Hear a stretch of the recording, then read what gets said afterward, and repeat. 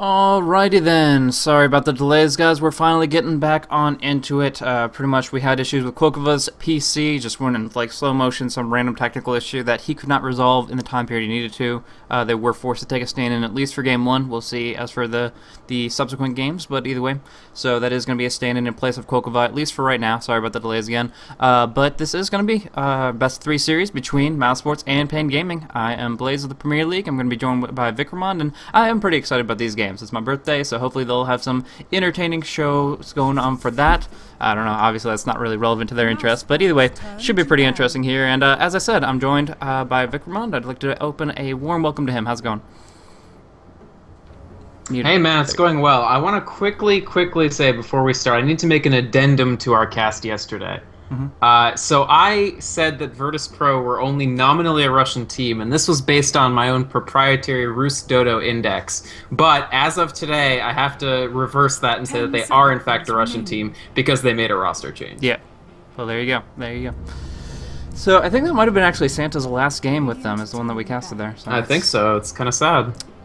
It's heavy stuff, man. It's heavy stuff. But anyways, this should be a fun game. This should be an interesting way to lift spirits. It looks like we're having one stand-in on mouz Sports two stand-ins on mouz Sports and 2 stand-ins for paiN Gaming. So it's actually kind of a 3v3 as far as the traditional rosters go. But that just throws out that many more wild cards, that many more awesome opportunities to see interesting players at work. We have a stand-in side Dow and Summoner D Skull. Or Summit Skull, that should be better. Ats, and then Nino Dota. So all these, very, very cool. I think Nino, I remember him from another team, but I'm blanking on it right now. But either way, I swear it's on the tip of my brain, but either way. So the balance of the stand-ins, actually, I'm not 100% familiar with the actual stand-in players, but the people they're standing in for, I think, favors mouz a little bit. The people that are missing from paiN are actually their number 1 and number 2 players. So Klotz22 has been their main primary carry recently, and King RD, who's their mid player. So either they'll have to rotate the other players that they have on their team to the carry and mid roles, or they have to just use the stand-ins for those roles. Whereas mouz, obviously, they have their mid, they have Fata, and they've got Black already in. So less of an issue for them as far as the stand-ins go, just for core heroes. Yep, absolutely. So we are going to be looking at the draft going on a little bit gradually. We do have a Wisp and Phantom Lancer taken off the board, and also the Magnus also going to be taken on that paiN. Being kind of contemplative about this next ban. They have a number of heroes in the pool, namely the Keeper Light and the Nyx Assassin, and they're going to leave both of those in here by banning out the Darkseer, taking out those AoE Initiators. The Bat Rider is very, very happy to pick up the mouz Sports is happy to pick up the Bat Rider in the mid lane, so that'll be very exciting if Fata wants to go aggressive with that. Awesome. We do see Nyx Assassin and Keeper Light in one team for paiN Gaming, and in response, knowing their draft, mouz Sports just jumps in with a Shadow Demon and a Lone Druid, so should be pretty interesting. Now, Keeper the Light is a hero that paiN Gaming like to play a lot. Actually, they play Shadow Demon a lot as well, so mouz. I think so far I like mouz's draft a little more. Obviously, Nyx and Coddle is an amazing pair. A tri-lane with the 3 of them is strong. You do have the option... you'd have the option of running Nyx mid, because he's quite good against Bat Rider. I know we discussed that a bit yesterday as well. Nyx has the Spiked Carapace to respond to Firefly, and of course the Impale and Mana Burn are quite strong against Bat as well. He has pretty high intellect. If you burn a lot of his mana down, make it more difficult for him to cast it, tilts the balance of the lane much more. Yeah, we do see paiN Gaming picking up a Lifestealer here. They have a couple of different players that love to pick that up. Specifically, Pata, though, will most likely be running that Lifestealer. They actually run him in kind of more diverse lanes than pretty much any other team. Almost every single situation that standard competitive team will run him in is going to be an aggressive tri-lane on top, an aggressive tri-lane on bottom. But we've seen weird situations with an off-lane Lifestealer, and we've seen him in the jungle. Some things that are generally considered less efficient, but paiN Gaming has tried to modify and make work in their situation here. Now, going into this draft, they pick up the Lifestealer versus a Bat Rider with the Lasso, a Shadow Demon with the Demonic Purge, and a Lone Druid with the Entangle Procs and Orb of Venom Slow, all of which pierced on through Rage. Do you think that's a waste of a pick right here? I mean, the thing about Lifestealer, and I've mentioned this before, is he actually has a pretty decent win rate even against stuff that quote-unquote counters him, just because he is so baseline strong.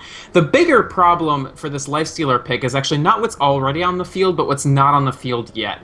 The location in which they picked it, like picking it 3rd, means that mouz can just not worry about drafting more things against Lifestealer in the future. Like, because they already have the counters baked in, they then feel very, very, very free for their 4th and 5th pick to pick stuff that's not Lifestealer, but not necessarily worry about countering it. Yeah.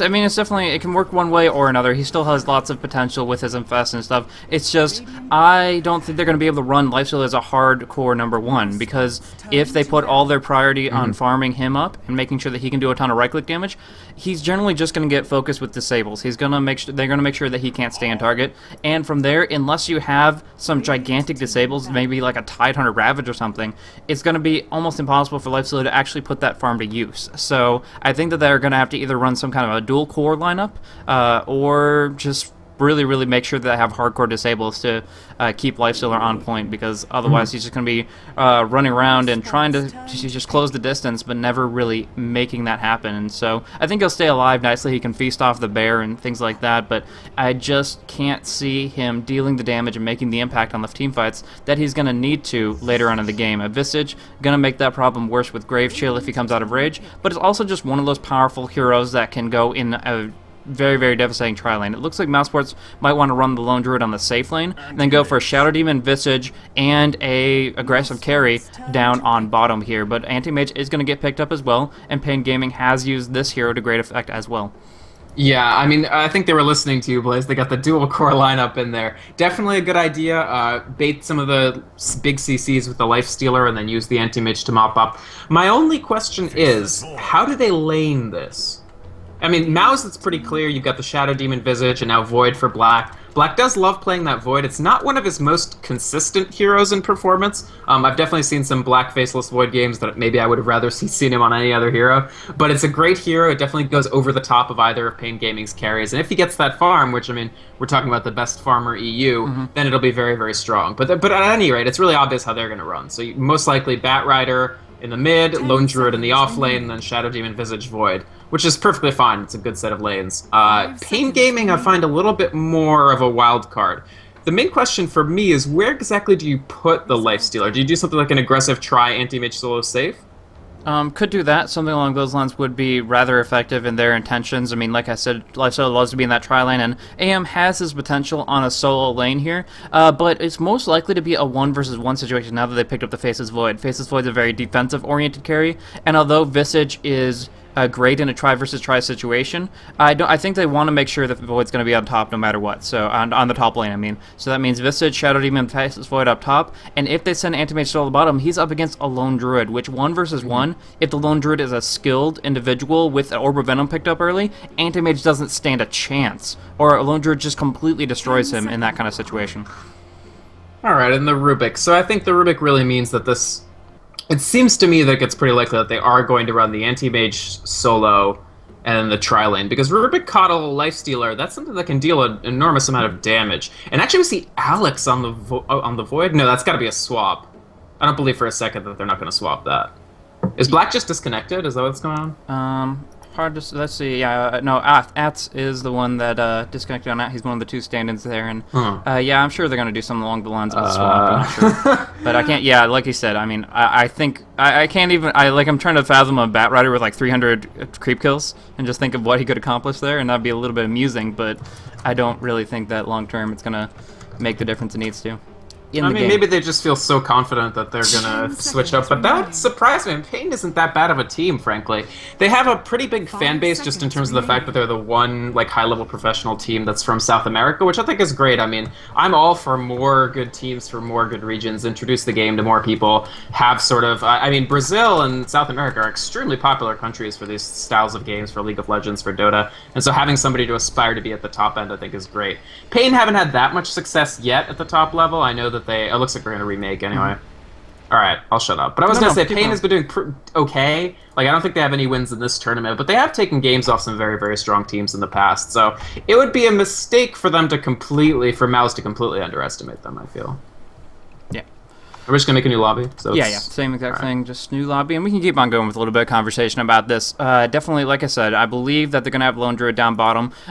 If paiN knows this, if they know that this situation is going to be a Visage, Shadow Demon, and a Faceless Void up top, is that something that you would be wanting to contest? Is that something that you would be thinking, okay, well, we can try to put pressure out that way and get the lifesteal some farm, because I feel like if lifesteal doesn't get a kill early on in that Faces Void or on any of the supports up on that top lane, that they're just going to get completely wrecked by the overwhelming presence of those two very powerful supports in that lane. So do you think it's even something that I should contest, or maybe just try to do something weird like a lifestealer jungle and abandon the top lane? I mean, I'm not too sure. They can always do so. Lifestealer solo hard lane is something that happens too.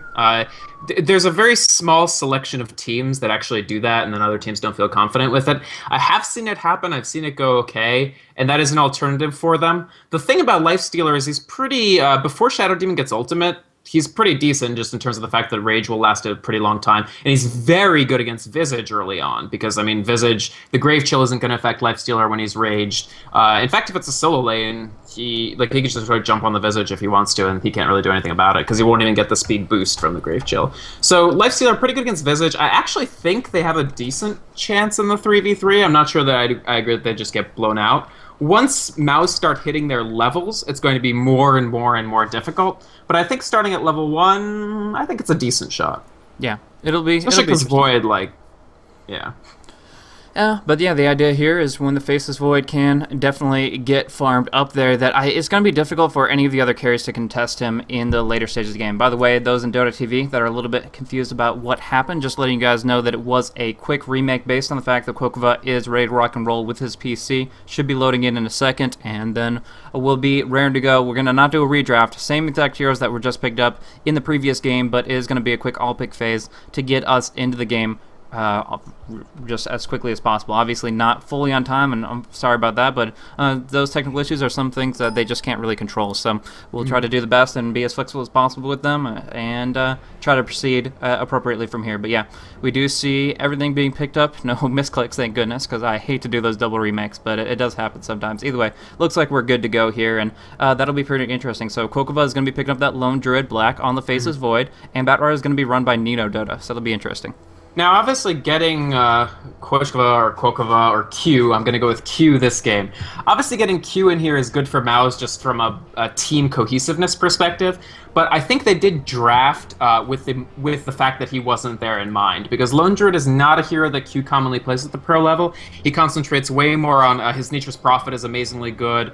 We've seen Darkseer quite a bit, and not as much on the Lone Druid. Now, I'm sure he'll play it to the best of his ability, and I'm sure that's very high indeed, but it won't be quite the level of synergy that mouz has been getting from things like early Nature's Prophet picks for Q in the past. Yeah, this will be a pretty cool laning phase in general, and I think when they branch out into the mid game, that's when things are going to really get popping. As far as the different things, one thing to mention in that dual core sense is that if Saito does find some farm, if he does find opportunities to get a lot of last hits early on, that it is going to be something that they have difficulty dealing with. They have 3 intellect heroes. None of them can pick up a Ghost Scepter or anything like that very early, so barring using a disruption on the Anti-Mage, he can really run rampant throughout the team. The issue with that is that I was kind of hinging that on him having a lot of farm, having early mobility, maybe up his Manta really, really quickly, so on and so forth, and I just don't see that happening in a Lone Druid matchup here. The Bear is just one of those best mechanics in a 1v1 melee situation, and Anti-Mage is probably just going to have to sit about 300, 400 units away from the creep wave and just be happy with experience, because every last hit that he goes for, Kokova is going to make him pay for. So they did pool, 250 gold onto the Anti-Mage, so I think they are aware. You can see that he has the Poor Man's Shield right to start, in addition to Salve, Tango, and Branch. So I think paiN are cognizant of the fact that AM versus Lone Druid 1v1 is going to be a difficult lane for them, and definitely the pooling gold will help a little bit with that. I mean, starting out with a Poor Man's Shield means that the Bear is not going to be doing that much damage to start off with. Once it gets some levels, yeah, I think you'll see Q bullying Saito more in this lane, but really, to some extent, it's just an execution check at this point. And we'll definitely have to keep watching this lane in addition to the 3v3 up top. We are also going to see, as before, a Nyx Assassin going up against a Batrider mid, 1v1 that's going to give favor to the Nyx by far. The mana burn is rather substantial against the 27 intellect that's currently on the Batrider, and also making sure that he also has always has the Carapace available anytime that there's going to be aggression out, as long as he gets a Magic Stick early. I'm kind of surprised he didn't already go for the Magic Stick, since there's not any single option that could have actually put that kind of pressure out. But now, actually, I really like this move from Fata. Immediately popping off a Clarity. Brought that. Knew the Mana Burn would come out early, but now he can keep spamming because there's no long-range harassment from the Nyx, and he's not aggroing creeps just yet. So that allows him to keep his mana flowing, and allows him to put this pressure out that forces Nyx back off the creep wave here. Speaking of being forced off the creep wave, Saito and Lone Druid Kokova are kind of manipulating the creep wave right now. We do see it kind of clashing right here. The creep equilibrium will stay in this general area for some time, and that's going to make it very difficult for Saito to find the farm that he's looking for. Definitely good play by Q there, and AM staying pretty far back. I think he's maybe a little more scared than he strictly needs to be. Like, he doesn't need to be out of XP range, but of course he doesn't see where the Shadow Demon is right now. They only just figured out that SD is up here, so there was the chance that he was going to get teamed up on before he could really deal with it. The other thing about mid is Nyx is good against Batrider, yes, but it's still Batrider. He's still a really strong hero, and he's piloted by one of mouZ's best players. I mean, Fata has been really playing well recently. That's very true. Not that, I mean, I don't know Summon Skull, not that he's bad, but, I mean, you're playing with a stand-in versus, like, one of the best mids EU. Yeah, exactly. And he is going to get his bottle very shortly, even though he is deprived of mana for the moment. It really comes a lot down to that room control for that 2-minute spawn to get things going appropriately, and right now I think mouz is in a better position to rotate if it is a top rune confrontation, but that's just kind of based on their supports and their mobility as such. But it really, across the board, I mean, we're kind of telling the story here. We see that Lone Druid is taking out 9 and 3 compared to the 5 and 0 from the anti-mage. He'll get some farm here as the creep wave pushes out, but we also see that on mid there is a lot of damage coming into Nyx's ass, and he's going to have to... I'm surprised he didn't even carapace that, but I guess not really that big of a concern as far as that auto attack damage. Either way, bottling on up the regen rune on bottom is going to set Fata up for a really good position in mid, even though technically, hero for hero, that is a slightly disadvantageous matchup. The thing about using the spec carapace there is if he couldn't guarantee a kill, keep in mind that he's like, he doesn't have a bottle yet, so he needs to save as much mana as possible, especially if he wants to actually cast that mana burn. Mana burn early on Nyx's small mana pool is like, it's really difficult to actually use consistently. Sure. That's, yeah, definitely changes its pace really quickly as you rank it up, and you need to be able to stabilize that. Magic Stick helps a bit, but until he gets that bottle, I think that's an accurate representation of things. And he is using Impale to farm up a little bit. That will set him up for his bottle in just 70 gold, but right now he's so far behind with that regen rune coming out from Batrider, setting him up so nicely here. So regen rune for Bat is just, very effective. Along with most other runes, that's probably one of the, other than the fact that he's amazing in 1v1, he benefits from most runes very much, so that's nice for him. We do see good pulling in general from mouz Sports. It is denying a lot of the experience from the enemies on the top lane. We do see that Black is currently sitting at 220 compared to Lifesteal's 99. Pata's just getting nothing out of this as far as experience, and that's obviously not where you want to be. You need to get kills in this lane, you need to put the pressure out, but a 1-1-1 build from Black is enough for him to feel confident to walk up against 3 heroes in this lane, and they're not even using their range advantage to harass him back when he comes forward, which is a little bit of a waste, I think. Yeah, the problem with this tri-lane for paiN is whenever you're in an aggressive tri-lane, like, there is a reason it's called an aggressive tri-lane. It's not just the lane position. It's that you need to be aggressive or you fall behind on XP. And what we're seeing from paiN here, it's not all, I mean, it's not all that they're just misplaying. It's that they got counter-warded extremely effectively. Going in pretty big. He does get him inside the Firefly. The Carapace comes out, but it's a short duration. The Impale has to be perfect here. He does turn around to get it off, but one more right-click should do it. Sada's not going to go for it, though. Has that bottle. And, Flame Break. Oh, he does have a salve, so he will survive from the Flame Break. But it's still forcing him back here, and that's going to set them up for another 4-minute rune acquire. Yeah. So they do get the next rune every single time. And a lot of mid players just push the lane and make sure that you have to choose between getting experience and taking some tower hits compared to acquiring a rune. But in this situation here, Fanta's not even just relenting on that. He's willing to go in and say, okay, well, I'm just going to bring it down to 20% HP, and not only are you going to miss out on the rune, but you're going to miss out on that experience. You're going to take some tower damage. He's pretty much making it so that you take the worst of both worlds, because Nyx has to go all the way back to base. Has his bottle, but committed a TP scroll, and as far as last hits go, he's only sitting at 5. Yeah, and at this point, now that mouz have sort of firmly controlled the top lane as well. Wow. Oh, my bad. I didn't notice that. Yeah, rank 1 blink on anti-mage is just not effective enough right here, and he did get presumably entangled up. That's just a little bit of luck from Kokova, but you got to play your cards right on that here. Just kind of learn to find your opportunities, embrace your inner bulldog, and go for those first hit entangles and so on and so forth. So yeah, a part of it too is that I don't like this build on AM. 2 ranks of mana break and then 2 ranks of stats? Yeah. Like, if there's the 1-1-1 build, although I really think in a lane that you're losing, you do want that second rank of Blink just for the lower cooldown, if nothing else. Yeah. But mainly, I don't get the extra rank. I don't know. It's a really weird build, in my opinion. In general, we do see Batrider trying to come in to make something happen here, but the disruption is so late that it's going to be difficult for them to go on this, and they're just going to ignore it entirely. So, good falling back from paiN. They made the best of a worse situation there, and they are going to be able to be perfectly fine and waste a little bit of time on Batrider, but he has time to spare. He has his bottle, he has his boots and magic wand, and now looking for a TP scroll to keep that kind of global presence. But in the meantime, down on bottom, we do see that Lone Druid took that opportunity with that rank 4 bear. The Demolish passive was available, and he just chomped on into that tower, brought it down really quickly, and that gives a huge gold advantage to their team, even if they're not completely dominating on the top. And the other issue here is that Batrider is getting 100% of the rune control. Not that he's like that disadvantaged relative to Nyx for runes, but it's also the lack of vision. mouz, because they have so much more control right now, and because Anti-Mage is pushed all the way back here, and their supports can farm the jungle, they don't need wards as badly as paiN need wards. paiN really want to be able to get runes at the very least for this Nyx Assassin to keep alive in this lane, and they have no vision. There's no vision on the map at all. Yeah. It becomes very difficult in those kind of circumstances here. They're putting a little bit more pressure on Black, but now he's got a Ring of Health and presumably will move towards a Battle Fury. He is perfectly fine with his current circumstances. He's gotten a decent chunk of gold from the tower kill on bottom. He's gotten 19 CS for himself up top, and most importantly, he hasn't died whatsoever. So. Yeah. It's more the deaths. His farm is actually, especially for Black, this is pretty mediocre farm. Yeah. I mean, it's only about, what, 3 last hits a minute?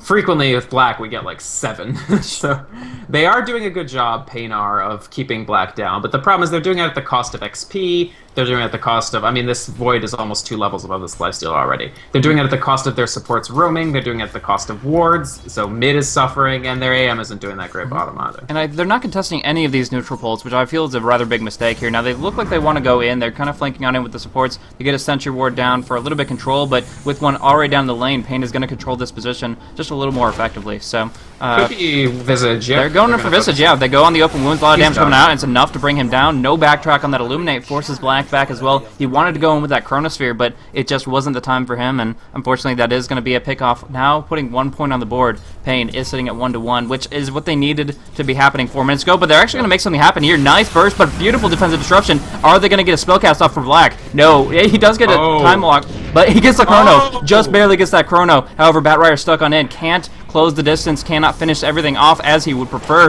The Firefly does come out. Flame Break pushes them away, though, and it looks like Pata is going to survive. Batrider really wants to close in here. He has that haster and can fly over the cliffs. He's going on Pata for the kill, canceling out that salve, and I think he's going to get him here.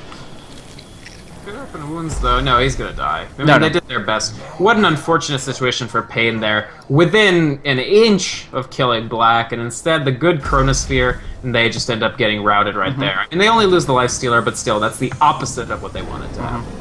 Yeah, they're not going to... Who's actually on the Shadow Demon? Alex, great defensive disruption. Yeah, we were talking about Black getting that Chrono off, but it was all about Alex making sure that he had the time frame with which to do it. That disruption allowed him to get the time walk, allowed him to get the Chronosphere, and that's exactly what he needed. I think he also got one very lucky backtrack as soon as he came on out of it, which might have been the fatal blow, and that's something he was definitely 1 auto away.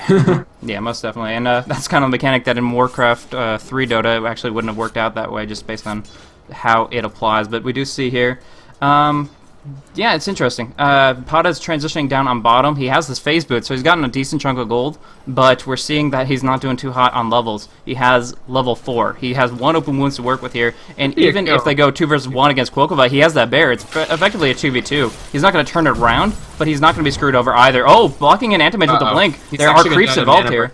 That is, yeah, he doesn't have much mana to work with. That's a big issue. He should Battle Cry right now to reduce the damage he's going to receive, increase his armor, so on and so forth. But it looks like he's just going to go on a wild goose chase that inevitably will end in his death. But why not just use the Mana Void? Come on. It's not that much mana to work with, but he gets it. Look at that damage. It's pitiful. But anyways, it looks like he's going to fall in the end. Nice tangos, but it's just such a long chase. And in the end, it's not going to work out for him. In the end, though, yeah, it looks like Pata is going to be able to survive. And wow, that took way longer than it should have. It's the rank 1 blink. I mean, that's what that was. He couldn't blink to actually keep hitting Lone Druid more than once out of every, like, hour. I really don't like the rank 1 blink, honestly. If he's going to level, he should like level all of his abilities and not just mana break. Yeah, exactly. But Yeah, it was just an awkward situation. The micromanagement from Kokobo was relatively good, allowing him to kite away. He only got 1 or 2 entangle procs off, so it wasn't that effective. I wasn't sure what he was actually trying to accomplish here in this position. It's good that he didn't get blocked in by Anti-Mage and Lifestealer with that blink, but even so... Yeah. Now mid, Vendetta double damage. Gonna go in onto Fata. He is in a bad spot right here. The mana burn is not available just yet, so the Magic Wand will help a lot, but Summon Skull gets it available just the last second. No, the lasso comes out. Fata going in for the kill. He gets it right here, completely turning it around. And that is a kill on their mid. That is a huge kill for them. And Fata will just get his bottle back up in just a moment. So that was a very narrow timing window. Between that lasso and the mana burn coming off a cooldown, it was extremely close. But in the end, it goes the way of that Batrider. Right, and wasn't it also a slight misplay? Didn't he have Spiked Carapace and he didn't cast it before the lasso? Yeah, I would have at least stunned Batrider a little bit. Yeah, I don't think he saw the lasso coming. He could have gotten that tiny stun off to try to make that happen there and give that sliver of extra time to work with. But I don't think that was on his mind. He was just trying to mash his W key as fast as possible, and that actually cost him right there. Yeah, I mean, honestly, he had all the time in the world. His Invis still had time on it. Just a misplay, I would say, honestly. If he had waited a little bit more for the mana burn to be closer to no cooldown, he would have been okay. Maybe he overestimated how much damage his DD Vendetta would do. Yeah, I mean, it's easy to overestimate. That's a lot of burst damage coming off in general, so he might have thought that it would have been a pretty easy, quick kill with the Impel to follow, etc. But you got to know your limitations a little bit there, and of course that was turning things around very poorly for paiN Gaming in that exchange. Black up top, farming a lot better than he was before. Now jumping up to 53 CS. He's taking a couple Keeper Light Illuminates that maybe he could avoid, but with that Ring of Health, it seems he does not care whatsoever. Yeah, I don't think Black is going to really mind the Illuminate. He knows where... The vision has started to get a little better for both teams, so he has a decent idea of where the things he needs to be worried about are, and consequently he can just safely farm here. And that's what they want for Black. They want him to get big, especially since he is going that Battle Fury Void build. He wants lots of farms soon so he can hit the Battle Fury. And AM has been doing so poorly. Not AM's fault, really. It's a tough lane. But as a consequence, Void doesn't have to worry about AM hitting Battle Fury faster and out-farming him. Because currently he's, what, close to 30 more last hits than AM? I mean, it's a lot more. Yeah, it adds up very quickly. 29 CS for an Anti-Mage is nothing here. And it looks... Oh, he put him on the cliff. Wow, big flame break. Big flame break. He barely had vision. That was interesting. He didn't have all that much vision to work with, but he found a narrow window of opportunity, and he just reacted very nicely. So good play by Fata, and that definitely frustrates Summon Skull a little bit. Going to waste some time TPing out of there.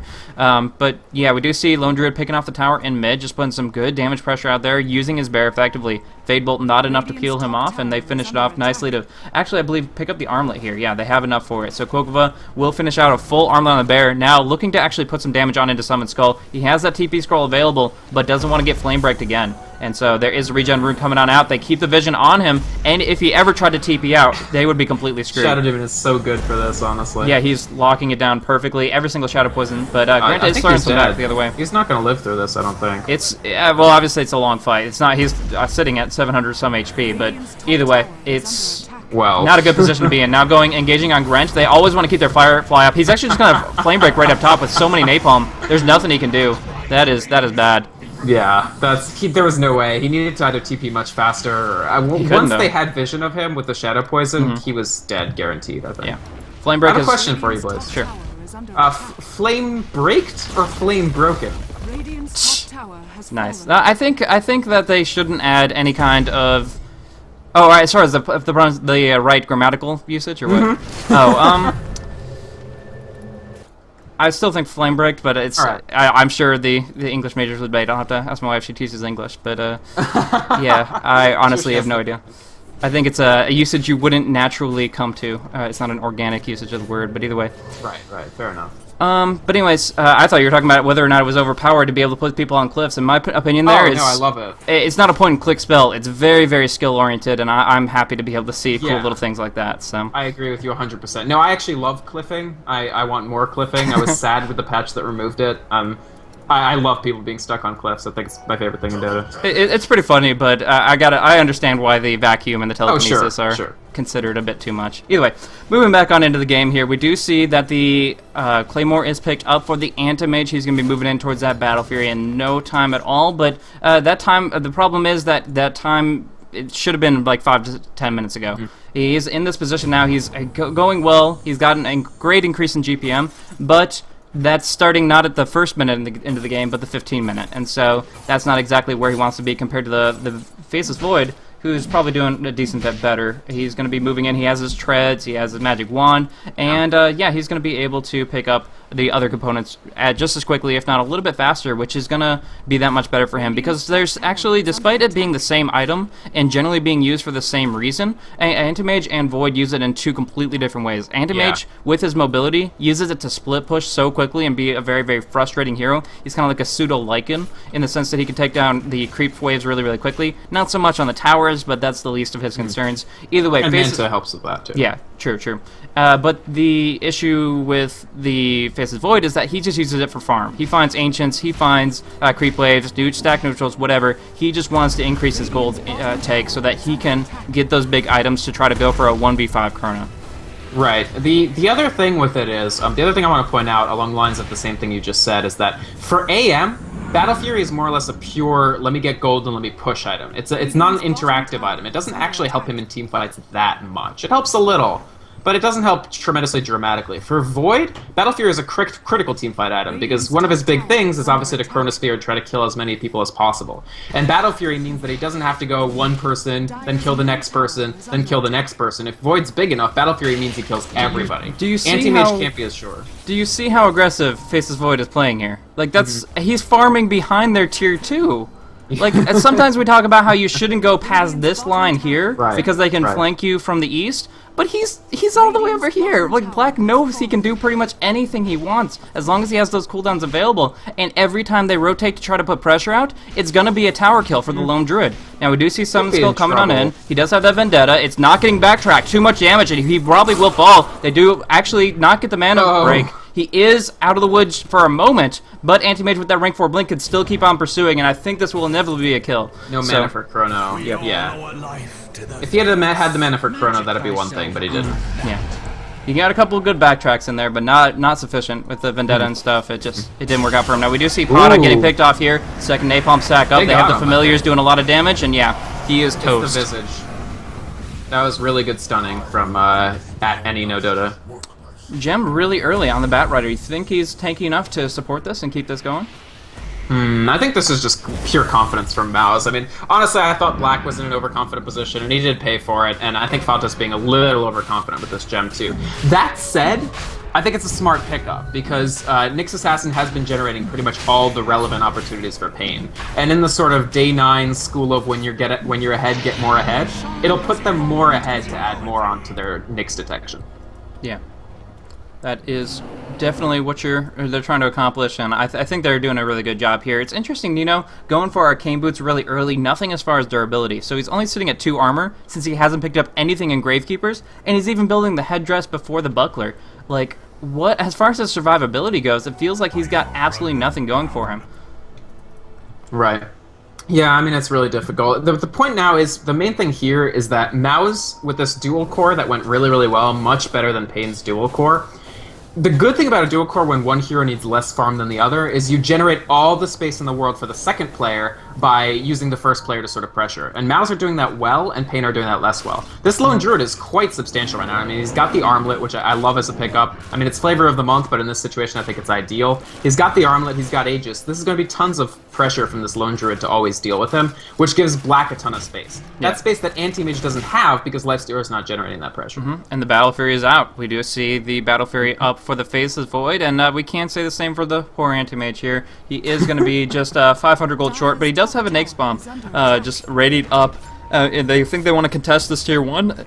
It's not really the case for mouz, as they're kind of just going on in the jungle, trying to find an opportunity, perhaps on the Keeper Light or the Nyx. But for now, this tower will definitely fall to the Anti-Mage, because they're not willing to go on that. They want more action, they want more kill advantage. But it looks like they've kind of been found out here, and they're not going to be able to do too much more than pressure on this tier 2. And if Anti-Mage is getting down here fast enough, that's going to be a 5 versus 5 circumstance. I don't like that AM actually missed the last hit on the tower. I know it's technically more gold for your team, but if he had gotten the last hit, he would have had Battle Fury right there. Yeah, completely agree there.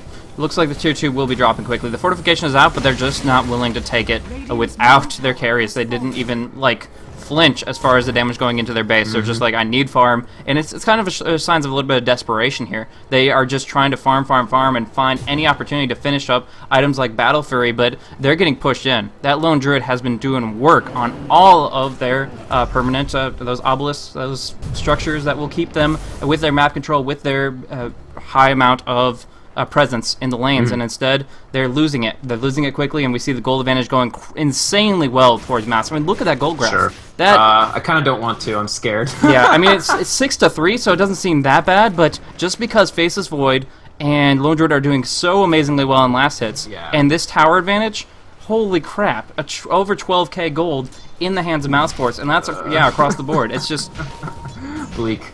Yeah. I have a quick question. So Ogre Club on Light Halberd?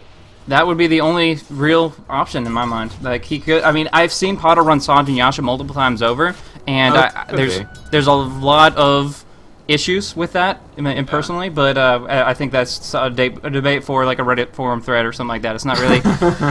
As far as the talking point here, it's just I don't find it to be effective nearly as much as any other item that you could put towards that money towards. But either way, it's his decision to make. He might go for the Halberd, might go for the Sanj and Yasha. We do see Fata in a position, interestingly, here. He has that Blink Dagger available, so he's still going to be close to the action one way or another. But yeah, he's looking for that Force Staff, looking for as much long-range initiation as possible. But this is their last tower that they just lost. This is their last outer tier tower, and so now they're going to be huddling inside their base. A couple of good wards from Mouse would go a long way in making sure that they're completely locked away from farm.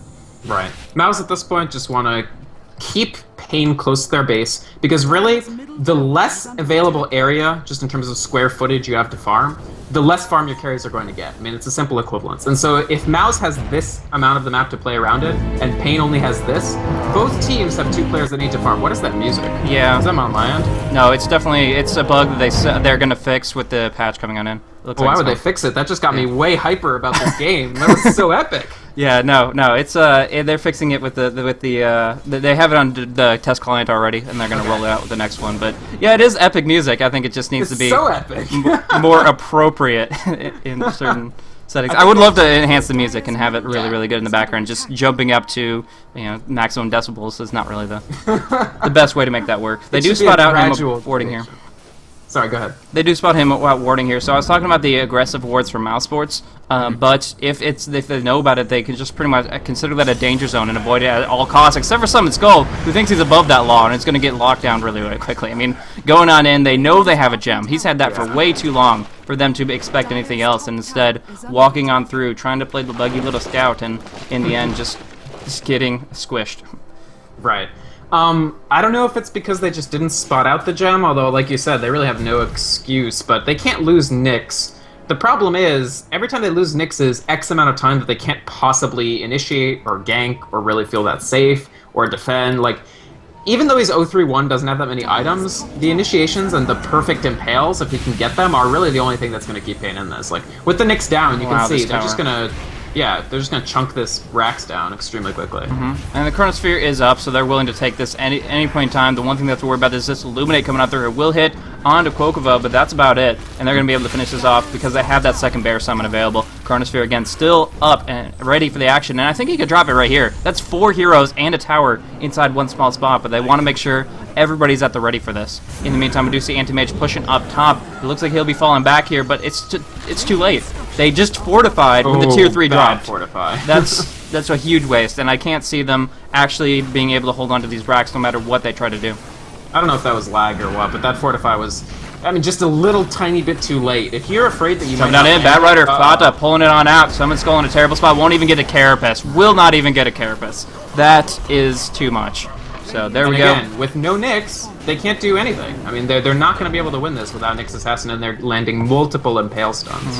And AM, I mean, he wants to not come back until the last possible moment, but the last possible moment is nigh, let's say. Yeah. Pretty much what they needed to do with this dual core lineup, what you generally want to accomplish with a dual core lineup, is try to get at least 75% of the enemy's main carry farm on both of your carries, so that they can compete on a relatively good level with their item sets. But even like a Halberd would be great if you had that right now. Things could be different, but it's just like in this current position, they haven't found the farm that they need to. We see gold per minute, and Lifestealer and Anti-Mage are not only behind the Faceless Void, they're desperately behind both him and the Lone Druid. 570 GPM on the Lone Druid. I mean, he's just been completely destroying towers, has so much gold at his disposal, 4k in the bank, Maelstrom, Armlet. I mean, that's a carry in of itself. Yeah, I mean, mouz have to be pretty happy that Q resolved his technical issues in time to start this game, because even with a hero that he hasn't played that much at the professional level, he's dominating. I mean, this Lone Druid, he won lane, he even got a kill, which I don't think you usually expect to come away with a kill that early, but he got one. He was the first tower down. He really didn't get ganked until like 15 minutes into the game. This Lone Druid has been the story of this, basically. That and some weird fights that were organized around the Void. Mm-hmm. Yeah, I mean, I feel that the Lifestealer hasn't been very large impact in this game whatsoever. Like, his Infest, he hasn't done any real Infest ganks. He's tried a couple, but none of them have really come out as a real surprise or anything that they couldn't accomplish with any other hero. He still has rank 1 open wounds. His gank potential is minimal. He's getting scouted out here because that ward was never countered for some reason, and he's just being scared off of his jungle constantly. They're forced to try to retaliate, and it's enough that Fata by himself with a haste rune is enough to scare all 4 enemy heroes into submission. It's just like, when you have that kind of presence, they don't know what lurks behind the corner, and they are just completely petrified of the thought that they're going to get locked down by a 4 v1 pickoff. It's just really, really bad for them, and it's just going to get worse from here. If there was a different Dota team name that I would use to describe this game right now, it's Freedom of the Action. mouz has it, paiN doesn't. Especially with the addition of these wards, mouz have complete team, map control over more than 75% of the map. And paiN isn't a team that can just... I mean, they have the Keeper of the Light, so they can turtle to the extent that they can counter-push, but they can't turtle to the extent that this AM and this Lifestealer are never going to become more relevant if they can't get out there and find the farm. And there's already one lane, this bottom lane, in which they're going to find less farm per square creep or whatever, and then you have to go through that lane on your way to here. So with that lane pushed out, mouz is always going to know, no matter what your entry point is, that you're going into the jungle, and then that's a gank. I mean, we're talking about a Bat Rider team. They will kill you. Yeah. Yeah, I almost thought you were going to say, quoting a team name, this is a painful match. I mean, seriously, this is just really... I'm not that really simple, Blade. Yeah. But so just look at that goal graph. That's painful for me, at least. Just the amount of destruction they've been able to dump out on paiN over and over and over again. BKB coming on out. There's nothing that'll stop this Void. He can pretty much 1v3 or 4 right now, and he's moving in a direction where he'll still be able to 1v5. And in that position, he's the hardest carry in this specific game, so... that is going to make it so that he can just do anything he wants to. The Mantis will be up on AM soon. He can get a solo kill on a support, maybe the Visage, who only just now picked up his mechanism about 1,100 gold ago. But either way, it's just... Trouble for AM, I think. Really? Yeah, no, just barely able to blink on out of there. Very, very appropriate escape timing. Didn't want to, it looks like Fata didn't want to commit his Force Staff to get a little bit closer to the action. He wanted to use it to pull him out of position. Right. Which was smart, honestly. I think Fata played it right. I think AM played it right. Because keep in mind, AM still has 1,000 HP. Like, he's got almost nothing in terms of survivability. The Manta will give him a little more just with the extra stats, but it still won't be much. One bad lasso and he's dead. And I mean, another Roche added onto it. Yeah. I don't know. Tough situation for paiN. What would you do if you're paiN? Cry? I don't know. Is that an option? I would have tried to do something a long time ago that was different, but no, it's just like, I mean, I think they need to be more aggressive on the tri lane in the first place, but right now they're going up against a Demon Edge, Armlet, Maelstrom, Basher, looking at Entangle proc, and suddenly, no chance at all. Like, he just walks in and right-clicks him. He has a, like, 20% chance for Entangle, 25% for Basher. He's gonna get the lockdown he needs, and suddenly, Anti-Mage is rendered completely useless. So, I mean, if not for the first hit Entangle, I think AM lives there, because he blinks into trees and then TPs. But, you know, Lone Druid, he's the Ogre Magi of professional Dota. So Lifestealer, I think he does have the option for the Halberd pretty soon. The fact that they have to defend another Rax, I think means that he should just try to finish the Halberd immediately and use it for this next fight. Because frankly, it is good. I mean, Void and Lone Druid are not going to be happy to see that Halberd. Yeah. It's one of the better ways to counter it out. Was talking to actually Admiral Bulldog as far as the lone druid counters, and he was talking about against the bear. Brewmaster is really good because of the miss chance. You can just put Drunken Haze up and suddenly nothing happening there, as well as some good disables from the ulti. Either way, big Illuminate going across, but it's not going to be enough to save Grent here. He does pop off Ghost Scepter, but following on through with a double stun from the familiars. They're trying to nuke him down. Grent takes a lot of damage, but still survives. Chrono coming out. Flame Break out, but Nyx walks right back on in, so he gets dropped down. Pot of the next target of choice, and Sidao just going to get obliterated by Kokova. Doesn't even have a chance. It looks like actually they're going to keep the... No, he dies to Illuminate as well as the Shadow Demon. So the supports get picked off in the end. They aren't able to pull them on out, but the buybacks come out from Mousesports. They're on the aggression, and they're able to do whatever the heck they want here. It looks like with that mana leak, Black is just going to sit on the racks for a bit, but they still have another Bear Summon for Kokova. They still have the Aegis for Black, and they can pretty much just, pitch a tent and put up an umbrella, because they are going to be here for a while. I think this is probably the end for paiN here. I mean, the Anti-Mage got Perma Entangled, the Lifestealer got Chronosphered, and I mean, what is your damage then? You don't have any. Black's gonna get out of here too, I think. Yeah, not too big of a deal. Even if he didn't, he'd be raring to fight for the next opportunity. And it looks like Londrews is happy to set up the bear, use that full HP bar to just say, hey, wail on the tower a bit. As soon as this tier 3 drops, there is nothing that is stopping us from just running all of their base. Oh, it goes for the open wounds, but a little bit late. It's a rank 2 open wounds, so... Bear's too far. Yeah. It can just hop away. I mean, open wounds doesn't deal any damage, so the bear's return cooldown doesn't get triggered by it. So even if he's slowed, unless you can follow on with damage, the bear's just going to get away, no problem. Actually, this bear's just running around, shits and gigs, taunting Mouse with its... I wonder if they'll ever make a taunt item for the bear and not just for Syllabear. Like, give the bear a separate taunt from the actual hero. Why couldn't you just do both in the same time? I guess you could do both of them taunting. Yeah. Anyways, we do see going in on Black, trying to get some damage on here. They have some good disables. Actually get that second stun out, but again, he still has that Aegis. Won't pop BKB just yet, but we'll get some good right clicks in to finish off the Anti-Mage. Nice blinding light, but it's just too much. One BKB popped off from the Batrider, but here comes Faceless Void to just clean things up and pretty much finish off this game. Now that he's popped off that Aegis, he's raring to go. Anti-Mage down for 50 seconds without buyback, and that is pretty much going to be it here. The last stand. The final attempt for paiN Gaming to stay in this game 1.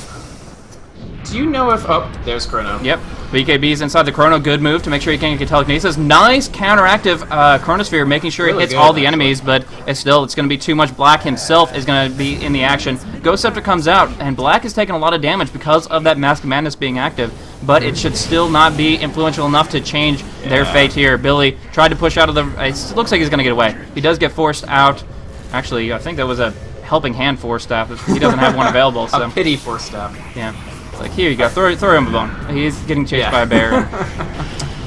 Yeah, but it's still, if they kill him in the fountain, then I guess it doesn't really mean too much either way. But the good game has come out.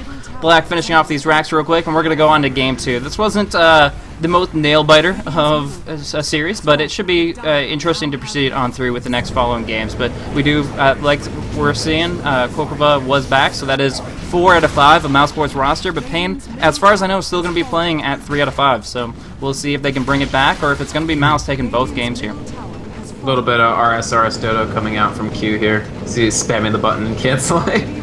That's the noise pollution that you hear. I want to really quickly talk about that Rubik counter Chrono, because it was really good. Yeah, sure. And I see a lot of players messing it up, and I want to talk about why it's good.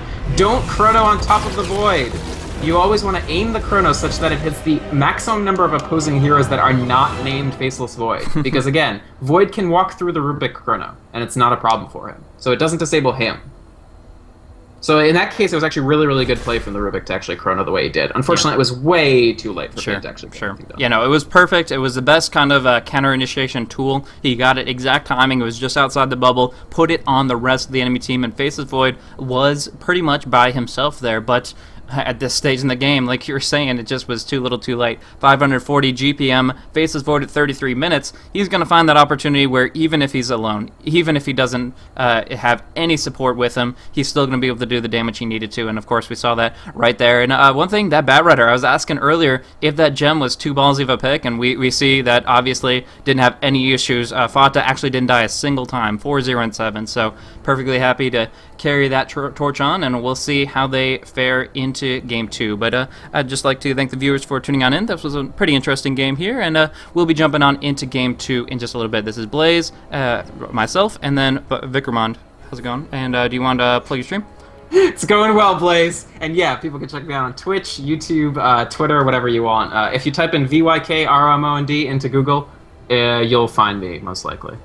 So any other closing thoughts on the game itself? No, I mean, good game. What I want to see from paiN next game is if they're going to run with the same two stand-ins, run one of their other heroes who aren't standing in on, like, more core heroes, like the one or the two, and maybe move the stand-ins to 4 or 5. I think that would help a lot. Mm-hmm. Yeah, definitely a change of pace, but it would... They need a change of pace, most definitely, because 350 GPM Anti-Mage is just not, unfortunately, going to cut it. And I think they need to be a little bit more dynamic in their drafting styles here, because it was pretty predictable, and I think Mouse Sports was more than ready to be able to counteract all their lanes, and Vata did an exceptional job starting things off very nicely up against that Nyx and following through across the board. So great play across, for every single member of Mouse Sports. Do you have an MVP, if you can name one?